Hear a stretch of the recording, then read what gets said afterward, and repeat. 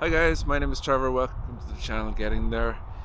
A while back I decided I wanted to go to Morocco to go off-road motorbiking in the Peace and the Western Sahara Desert. It was something I was planning to do for a long time but never actually did it, so I said, look, let's just book it and do it and see what happens. Now, I had a few problems that I had to overcome. First of all, I live on an island on the other side of Europe called Ireland, and getting to where I needed to be in Morocco, I had two choices. I could get a ferry from Ireland to Spain, ride down to across Spain and get a ferry from there across to Morocco. It'd take me about 2.5 days in total to get there and to get another 2.5 days to get back, which in a 10-day bike trip, that's half my time just getting to where I want to go. Or the other option would be to ship my bike to Portugal or Spain. I went with option B, which was to get the bike shipped over and I fly over and collect the bike over there. So when I booked the bike transportation, I also booked my flights. But I had one problem. I didn't actually have a motorbike. I had a Harley Davidson and I had a couple of trials bikes, and neither of them were going to be suitable for the desert pistes and the Western Sahara and the Atlas Mountains in Morocco. So I had to go on a bit of a journey to figure out what kind of motorbike I would get.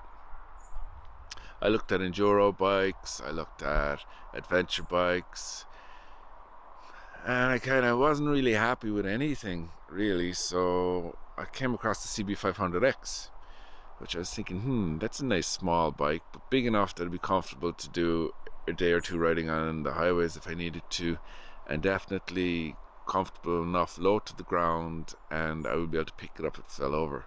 And with a few modifications from companies like Rally Raid and stuff, I could kind of turn into the bike that I wanted, rather than buying a bike like a Tenere or an Africa Twin or something that I would have to conform to the bike. I could make the bike conform to me.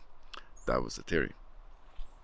So my flights got cancelled because the airport was closed on the day that I was flying, so I had to book my flights from a different airport in a different county.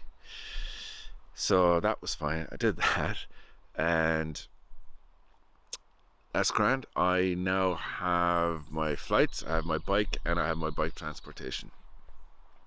Now, the company that I use for the bike transportation is an Irish company called Overlanders, which is fantastic. The only issue I have is they're 3 hours away from me and how to get my bike up there. They originally have advertised that they collect bikes from Cork, where I live. Happy days. And they collected from Belfast. Great. So I rang them a week before I was supposed to go, and they don't have enough people to justify collecting bikes in Cork. So I was kind of left with the position where, how do I get my bike up there? I looked at my options.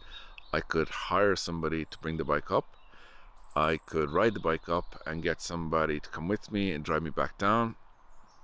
I could get a trailer and bring the bike up myself. Everything, all the options. Or I could also get a van and change over my insurance and stuff. But the problem was, everything I do, I would have to do on the way back as well.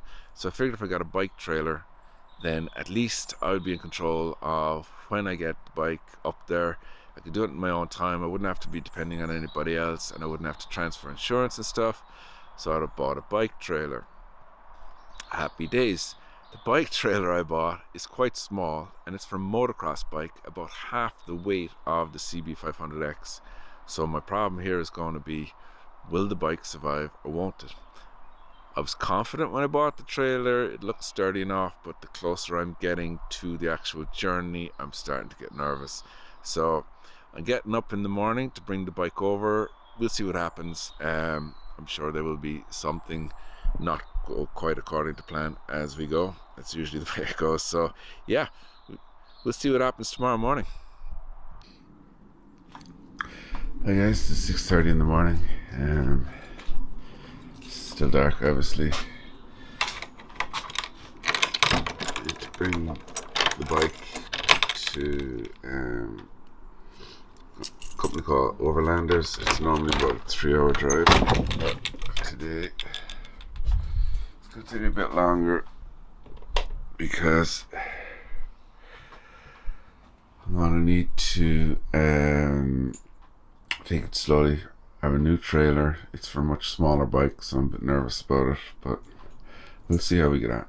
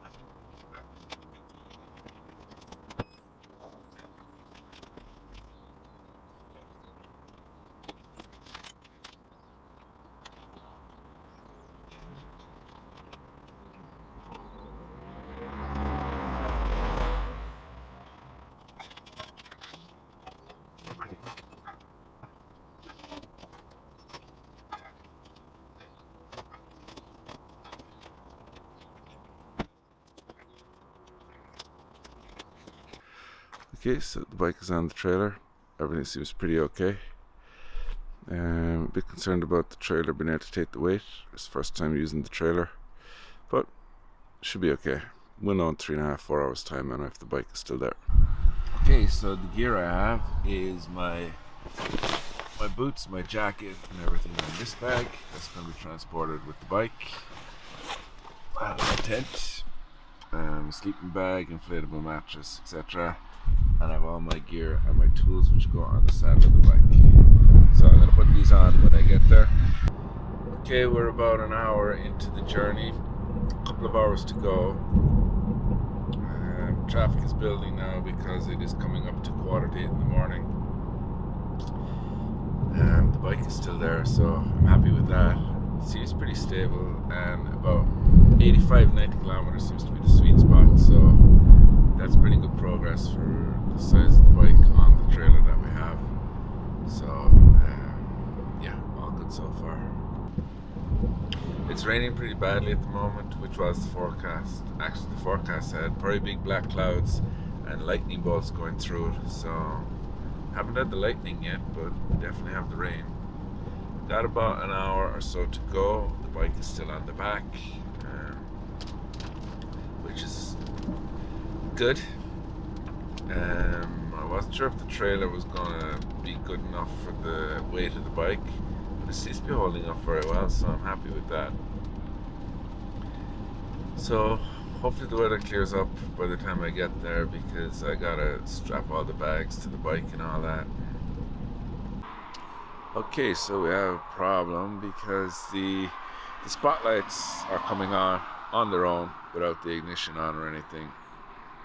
So I'm just concerned about it going to be draining the battery, not just now, but if the bike goes into transportation. So when I bought the bike originally, the heated grips and the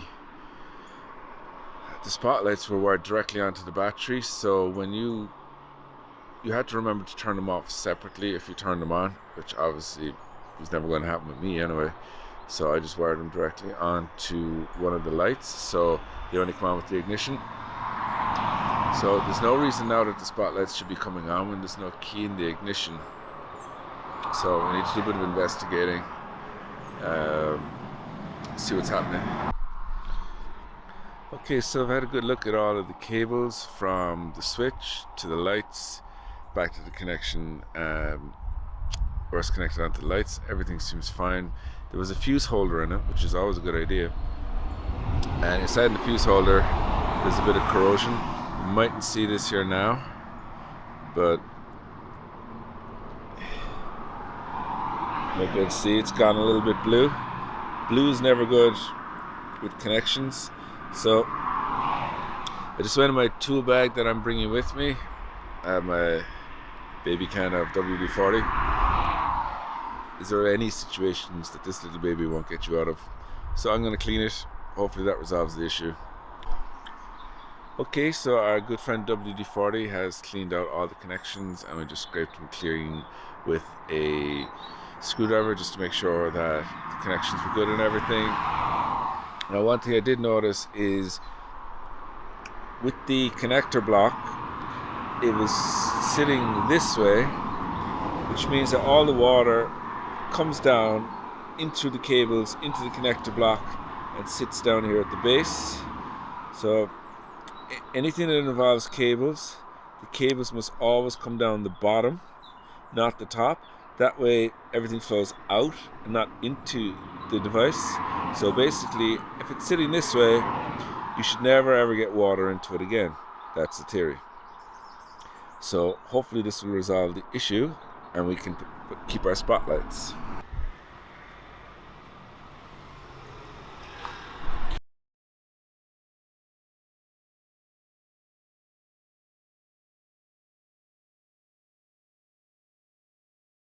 The trailer worked out very well. Everything was perfect. Everything I worried about didn't happen. There was no problem with the load on the trailer. Everything was very stable. We got there about 85 kilometers. The trailer was comfortable. Anything above that was getting a bit giddy. So the bike is on its way to Portugal. I'm on my way back home to Cork, and we will be reunited in a week where we'll be making our way down to Morocco.